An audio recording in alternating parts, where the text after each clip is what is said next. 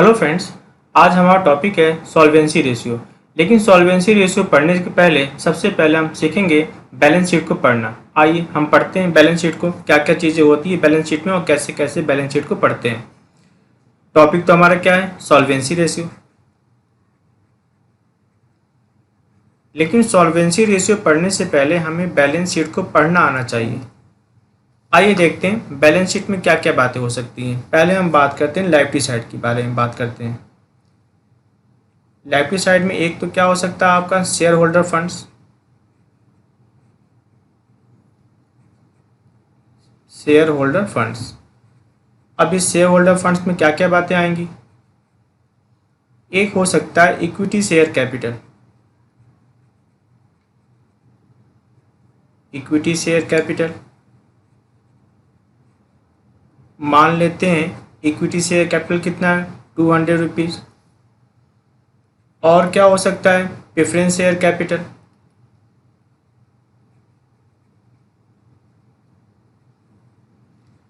Preference share capital कितना आपका preference share capital, 100 rupees. Reserve and surplus,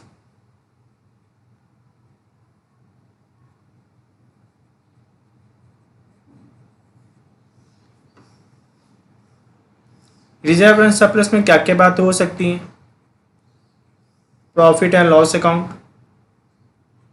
ये profit loss account कौन सा बैलेंस होता है, सीआर बैलेंस होता है। Means profit, means profit. अगर प्रॉफिट लॉस अकाउंट का बैलेंस क्या हो, सीआर हो, मतलब क्या है, प्रॉफिट।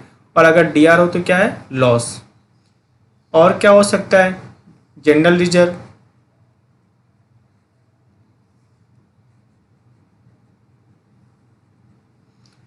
और क्या हो सकता है, स्पेशल रिजर्व। ये सब के सब रिजर्व एंड सरप्लस में आते हैं। ये सब के सब रिजर्व एंड सरप्लस में आते हैं। और क्या हो सकता है, सिक्योरिटीज प्रीमियम।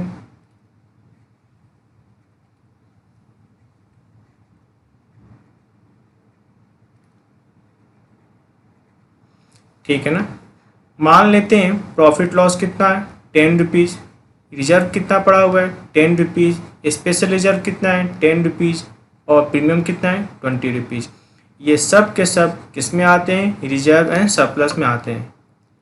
आइए देखते हैं और क्या क्या बातें हो सकती हैं। लॉन्ग टर्म डेप्ट।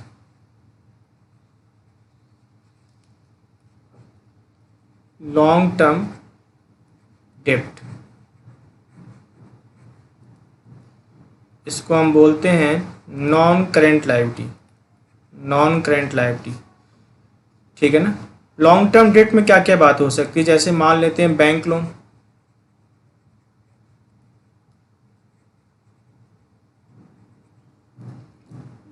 बैंक लोन कितना है, 30 rupees.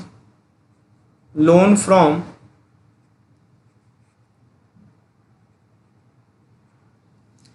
Financial institution,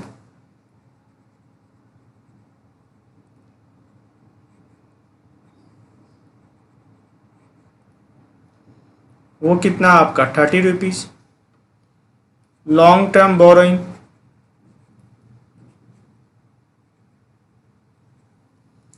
long term borrowing,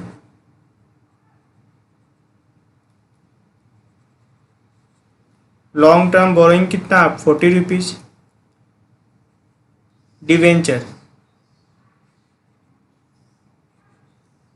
debenture भी क्या होता है आपका, लॉन्ग टर्म होता है। आइए बात करते हैं नेक्स्ट,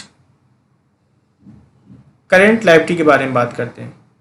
आपको पता है ना करेंट लायबिलिटी क्या होती है। करेंट लायबिलिटी वो लायबिलिटी होता है जो कि आपको विद इन 1 अकाउंटिंग ईयर पे करना है। और देखते हैं करेंट लायबिलिटी में क्या क्या बातें हो सकती हैं। Bank overdraft. बैंक ओवरड्राफ्ट क्या होता है, करेंट लायबिलिटी होता है। मान लेते हैं कितना है, 10 रुपीज़। आउटस्टैंडिंग एक्सपेंस,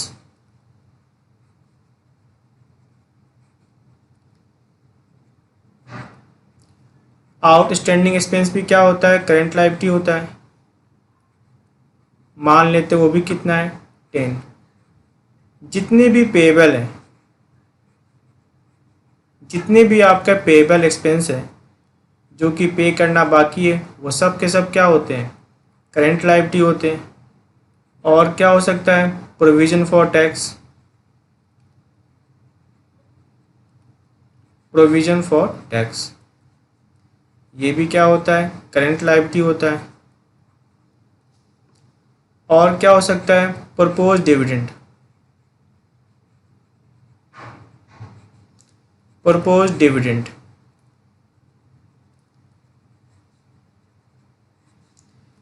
ये भी क्या आपके लिए करेंट लायबिलिटी है। Short term borrowing, short term borrowing,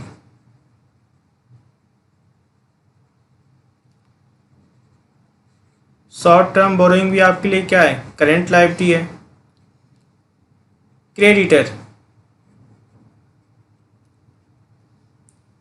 ये भी आपके लिए क्या है, करेंट लायबिलिटी है। बिल्स पेएबल, ये भी आपके लिए क्या है, करेंट लायबिलिटी है। तो ये सब के सब आपके क्या है, करेंट लायबिलिटी है। अब बात करते हैं एसेट साइड के बारे में। पहले हम बात करेंगे non current asset, non current assets.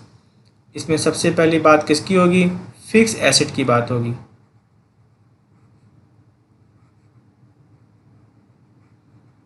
Fix asset में क्या क्या बातें हो सकती है, एक तो बात कर लेते हैं टेंजिबल। टेंजिबल में क्या क्या बातें आ जाएंगी आपकी, लैंड, बिल्डिंग,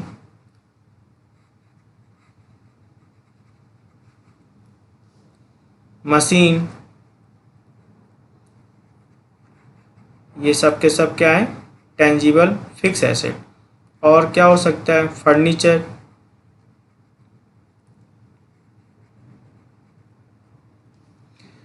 मान लेते हैं लैंड कितने का है, 50 रुपीज़ का, बिल्डिंग कितने का, 50 रुपीज़ का, मशीन कितने का, 100 रुपीज़ का, फर्नीचर कितने का, 50 रुपीज़ का। अब बात करते हैं अपने इनटेंजिबल, इनटेंजिबल,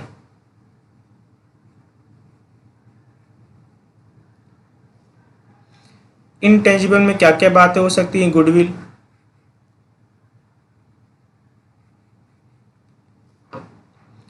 गुडविल मान लेते हैं कितना है, 20। पेटेंट, वो मान लेते हैं कितना है, 20। कॉपीराइट, ये सब के सब क्या है, इनटेंजिबल है।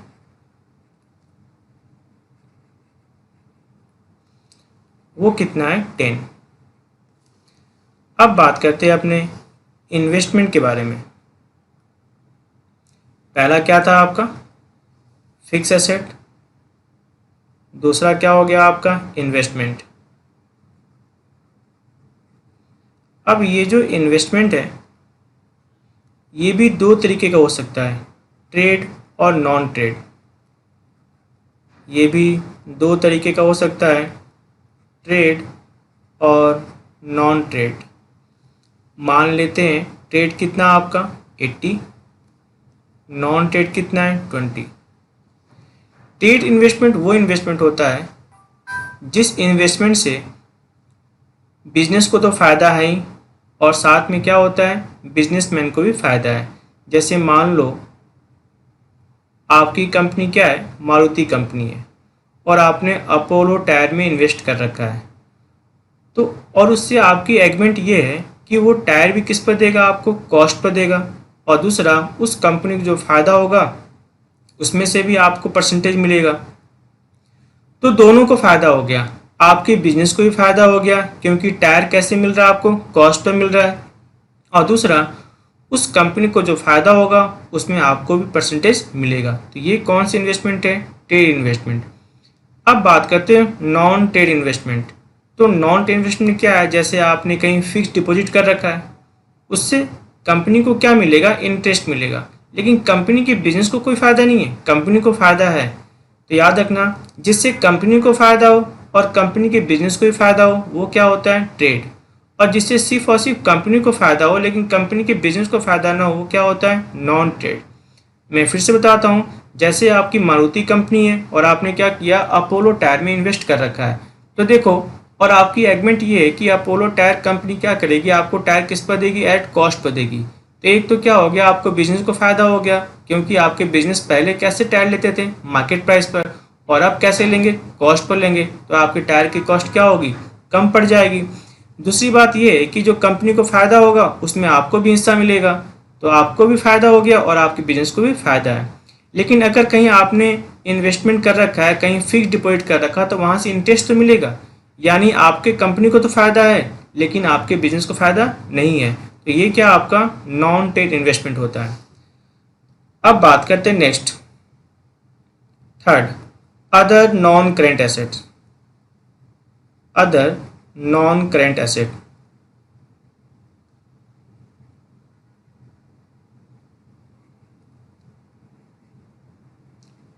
ये वो एसेट हैं जिनकी मार्केट वैल्यू नहीं होती।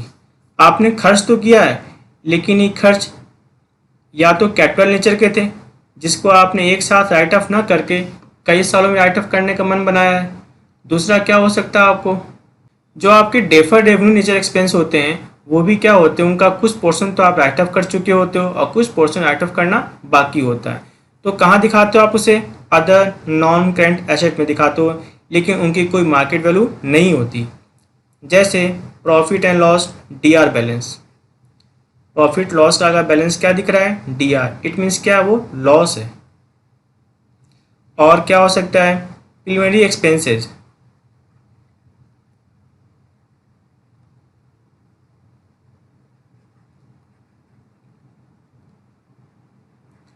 और क्या हो सकता है आपका? Deferred revenue expenditure. Deferred revenue expenditure, ये सब के सब क्या है? अदर नॉन करंट एसेट है। ये मान लेते हैं कितना है? 10, 20 और कितना है? 20। लेकिन याद रखना इनकी कोई मार्केट वैल्यू नहीं होती। अब बात करते हैं लास्ट, करंट एसेट के बारे में बात करते हैं। अभी तक तो हम किसकी बात कर रहे थे? नॉन करंट एसेट की बात कर रहे थे, और अब हम किसकी बात कर रहे हैं? करंट एसेट की बात कर रहे हैं। देखो करंट एसेट में क्या क्या बातें हो सकती है। एक तो आपका हो सकता है स्टॉक, कैश, बैंक। मान लेते हैं स्टॉक कितना है? 10 है। कैश कितना है? 10 रुपीज़। बैंक भी कितना है? 10 रुपीज़। प्रीपेड,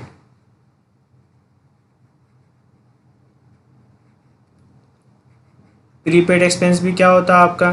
करंट एसेट होता है। बैंक मान लेते हैं 20 है।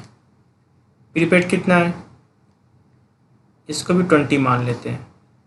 डेटर्स,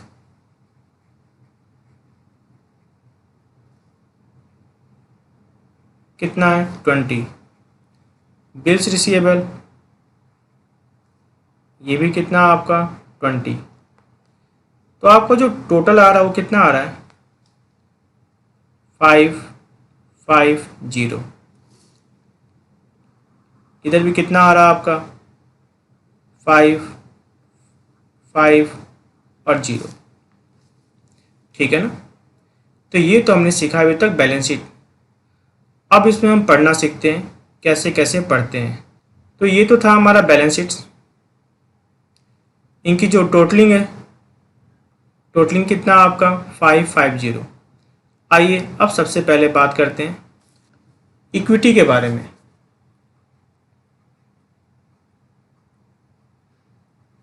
तो याद रखना इक्विटी का ही नाम क्या है? Share holder funds. इक्विटी का ही नाम क्या है? Share holder funds.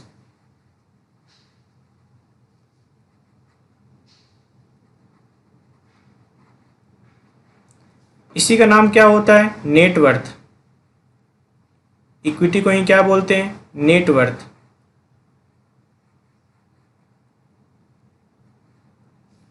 इसी को ही क्या बोलते हैं?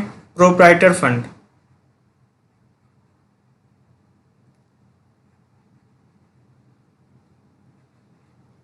इसी को क्या बोलते हैं?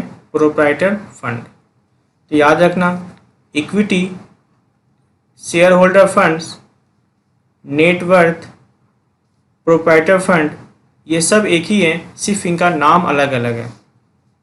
अगर पढ़ने की बात करें तो शेयर होल्डर फंड्स इजली पढ़ा जा सकता है कि शेयर होल्डर फंड्स में क्या बातें होती होंगी।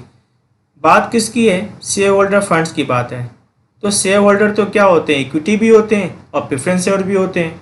और जहाँ तक फंड की बात है तो जो भी रिजर्व एंड सरप्लस है वो भी किसका होता है? इक्विटी का होता है। तो समझ में आई बात ना? Equity, share holder funds, net worth, proprietor fund, ये सब के सब क्या है? एक ही हैं, सिर्फ नाम अलग अलग है। और अगर पढ़ने की बात करो तो शेयर होल्डर फंड्स को पढ़ना अधिक आसान होता है क्योंकि इस नाम में ही सब कुछ आ जाता है। शेयर होल्डर की बात होती है, इसमें क्या होगा? इक्विटी भी शेयर होल्डर होता है, प्रेफरेंस शेयर भी शेयर होल्डर होते हैं, और जो रिजर्व एंड सरप्लस होता है वो भी किसका होता है? ऑनर का, मीन्स इक्विटी का। तो वो भी किसका होगा? शेयर होल्डर फंड्स का माना जाता है। अब मेरी बात सुनो, अगर प्रॉफिट आपका है तो लॉस भी किसका होगा? आपका होगा। यादव वाली बात है, अदर नॉन करेंट एसेट, वो क्या था? लॉस था।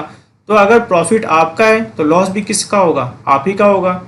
आइए सॉल्व करते हैं। इसमें क्या क्या बातें आती हैं इक्विटी में? एक आता है आपका equity share capital, equity share capital,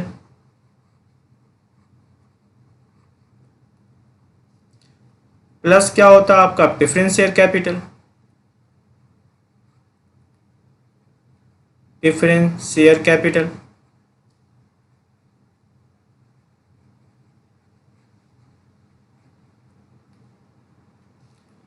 और क्या आता है आपका? Reserve and surplus, reserve and surplus,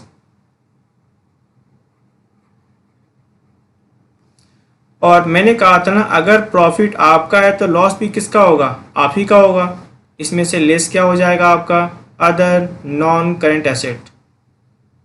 इसमें से लेस क्या हो जाएगा आपका? Other non current asset.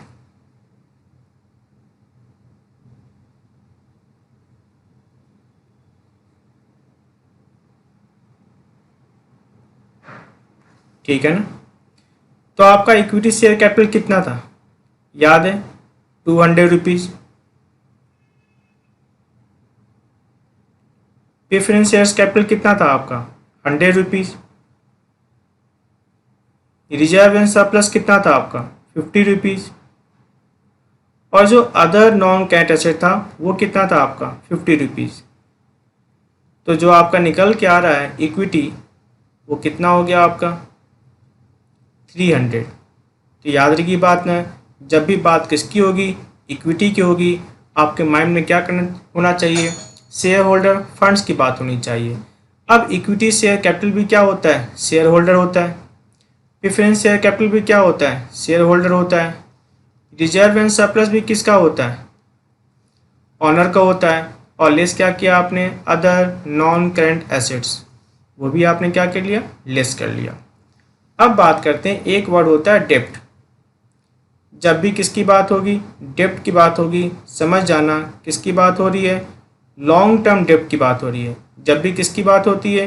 डेप्ट की, तो समझ जाना किसकी बात हो रही है? लॉन्ग टर्म डेप्ट की बात हो रही है। लॉन्ग टर्म डेप्ट की बात हो रही है। और वो भी कौन सा? आउटसाइडर। वो भी कौन सा? Outsider.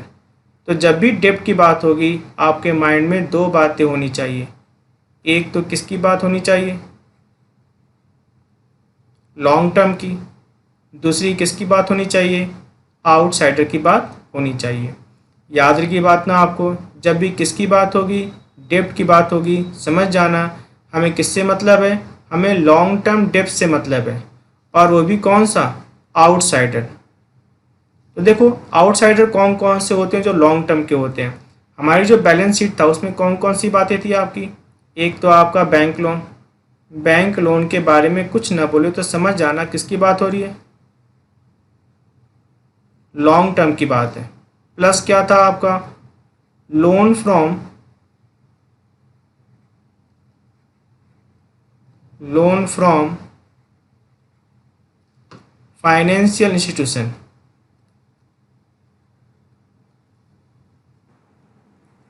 Loan from financial institution,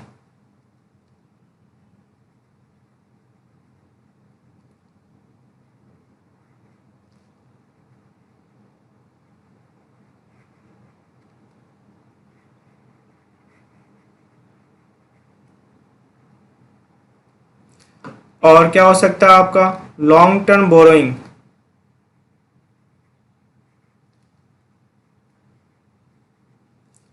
और क्या हो सकता है आपका लॉन्ग टर्म बोरोइंग।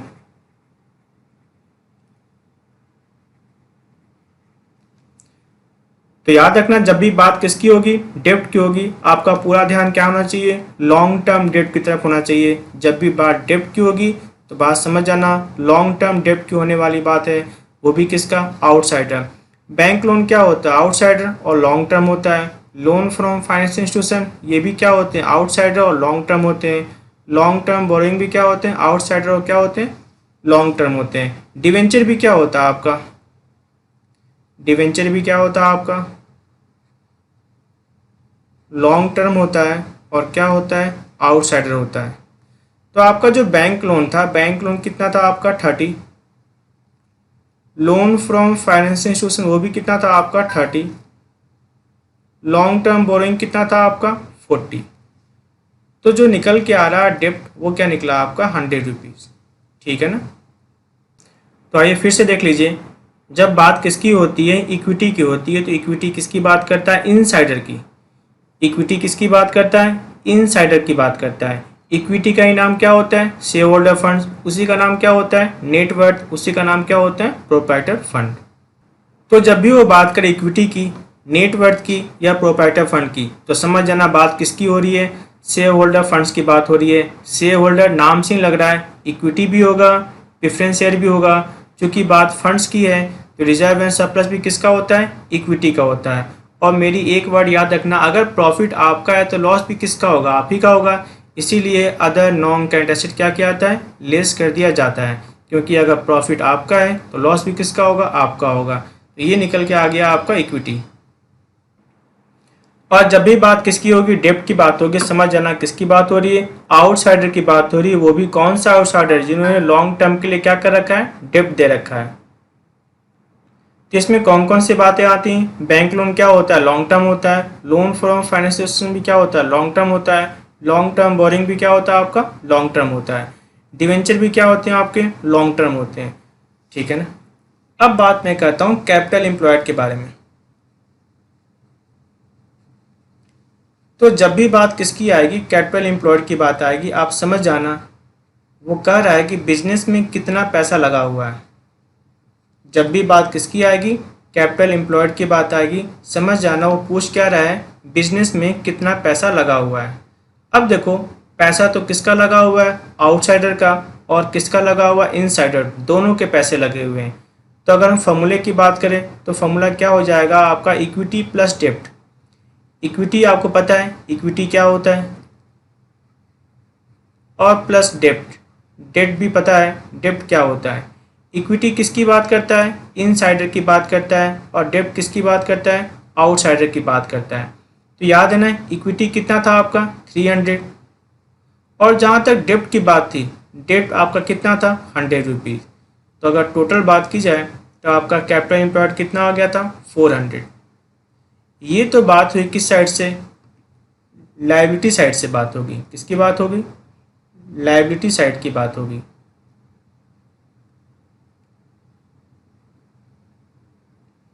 अब किसकी बात करें, अगर हम एसेट साइड की बात करें, अगर हमें एसेट साइड से निकालना हो कैपिटल एम्प्लॉयड, तो जरा ध्यान देना, जरा बैलेंस शीट को पढ़ने की कोशिश करो। ये जितने भी हैं फिक्स एसेट्स, चाहे वो टेंजिबल हो चाहे वो इनटेंजिबल हो, investment, other non current asset की वैल्यू नहीं होती, इसलिए हम क्या करेंगे, इसको काउंटिंग नहीं करेंगे। अदर नॉन करेंट एसेट की वैल्यू नहीं होती, इसलिए हम इसे काउंटिंग नहीं करेंगे। और करेंट एसेट, ये जितने भी पैसे हैं ये सारे पैसे किसने लगाए होंगे?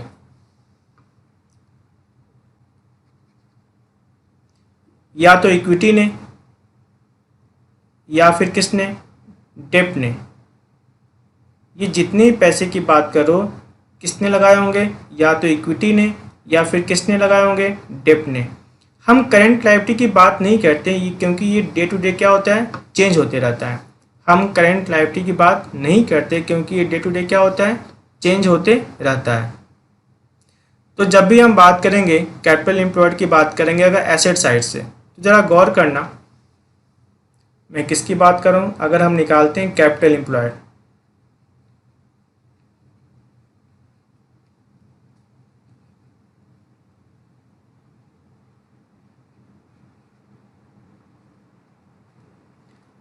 किस साइड से?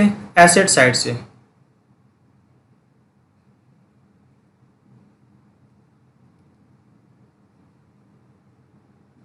तो देखो क्या क्या बातें होती हैं। Fix assets,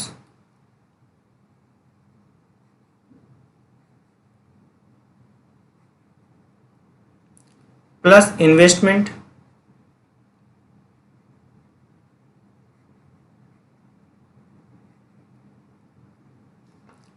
plus current asset.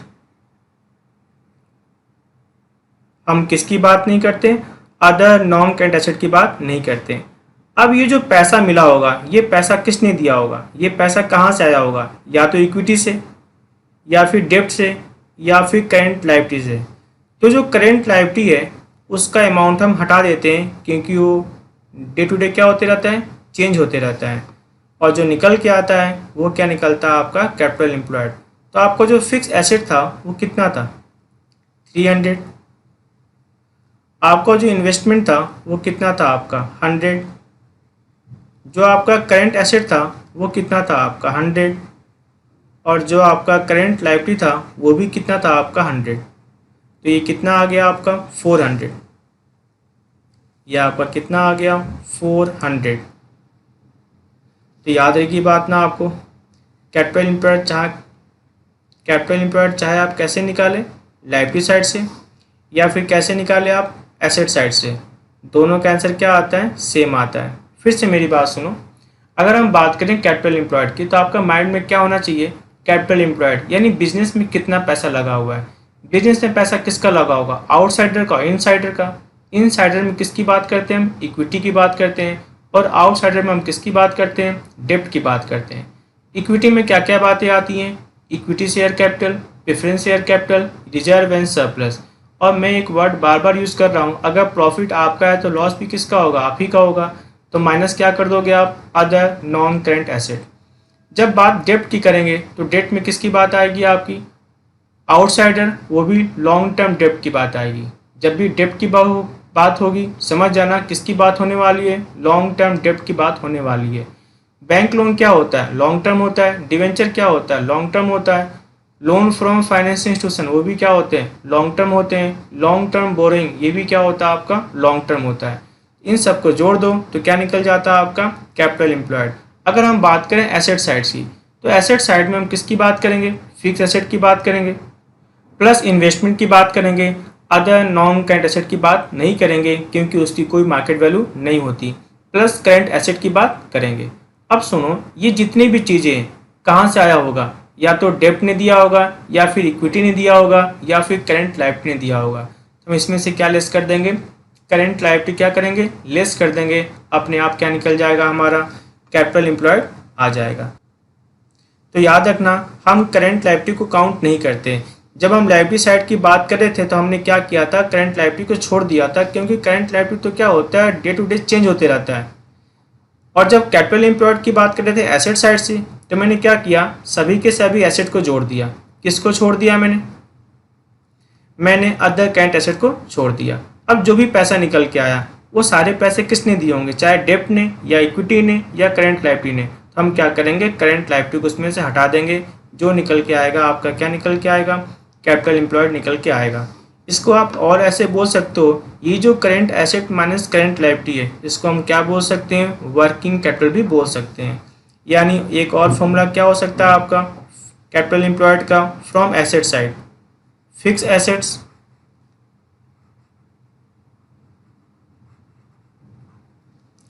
Plus क्या हो जाएगा आपका इन्वेस्टमेंट,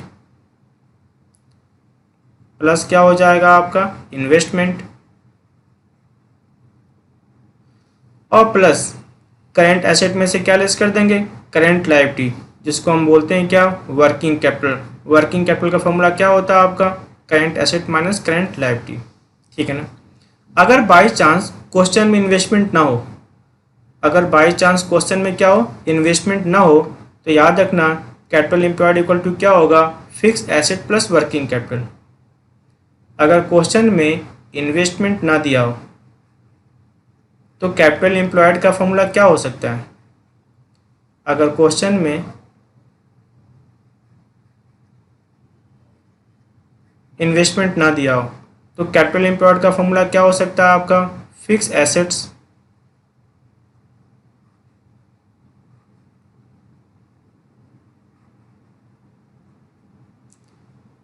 प्लस क्या हो जाएगा, वर्किंग कैपिटल। तो याद रखिए बात ना, अगर इन्वेस्टमेंट ना दिया हो तो कैपिटल एम्प्लॉयड इक्वल टू क्या हो सकता है, fix asset plus working capital, ठीक है। अब बात करते हैं, कभी कभी क्वेश्चन में आपसे पूछ सकता है टोटल एसेट के बारे में। किसके बारे में पूछ सकता है आपसे, टोटल एसेट्स के बारे में पूछ सकता है। तो जब भी बात टोटल एसेट की होगी हम किसको काउंट नहीं करेंगे, अदर नॉन करेंट एसेट को काउंट नहीं करेंगे, क्योंकि उसकी मार्केट वैल्यू नहीं है। तो याद रखिए बात ना, जब भी टोटल एसेट की बात करेगी, जब भी टोटल एसेट की बात होगी हम किसको काउंट नहीं करेंगे, अदर नॉन करेंट एसेट को काउंट नहीं करेंगे। यानी क्या क्या बातें होंगी, फिक्स एसेट होगा, फिक्स एसेट्स होगा, प्लस इन्वेस्टमेंट होगा, चाहे वो लॉन्ग टर्म हो, चाहे वो शॉर्ट टर्म हो, चाहे वो ट्रेड हो, चाहे वो नॉन ट्रेड हो, प्लस करेंट एसेट होगा। हम किसकी बात नहीं करेंगे, अदर नॉन करेंट एसेट की बात नहीं करेंगे। याद रखिए बात ना, हम अदर नॉन करेंट एसेट की बात नहीं करेंगे। अदर नॉन करेंट एसेट की बात क्यों नहीं करते हैं, क्योंकि उसकी कोई मार्केट वैल्यू नहीं है। अदर नॉन करेंट एसेट की बात नहीं करेंगे,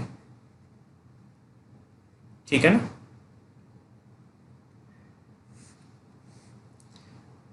तो टोटल एसेट की जब भी बात होगी इसमें क्या क्या बातें आएंगी, फिक्स एसेट आएगा, इन्वेस्टमेंट आएगा, करेंट एसेट आएगा, लेकिन अदर नॉन करेंट एसेट क्या होगा, नहीं आएगा। तो ये मैंने आपको बताया कि क्या होता है डेब्ट, क्या होता है इक्विटी, और क्या होता है आपका कैपिटल एम्प्लॉयड।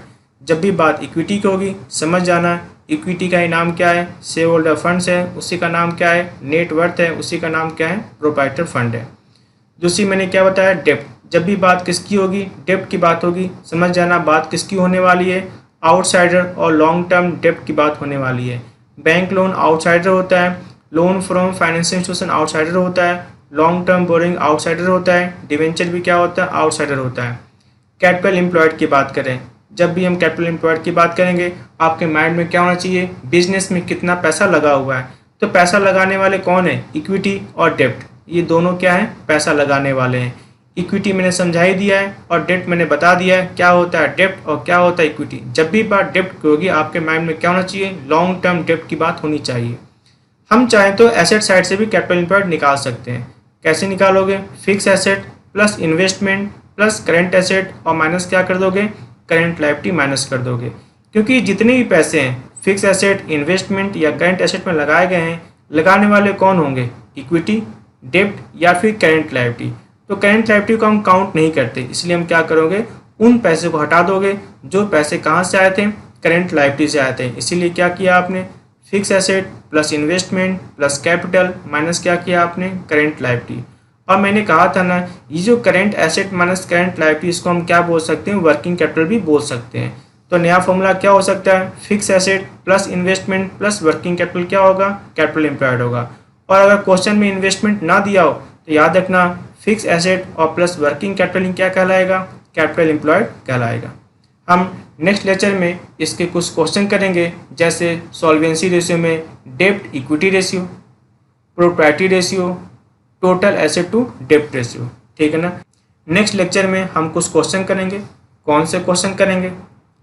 पहला, डेब्ट इक्विटी रेशियो के बारे में पढ़ेंगे।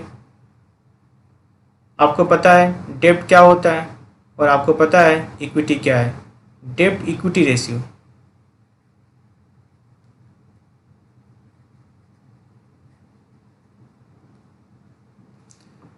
और क्या पढ़ेंगे अपने?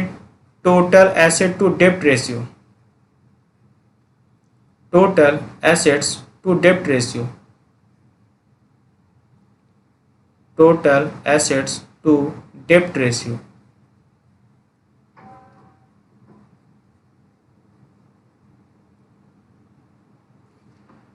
और क्या पढ़ेंगे? Propriety ratio,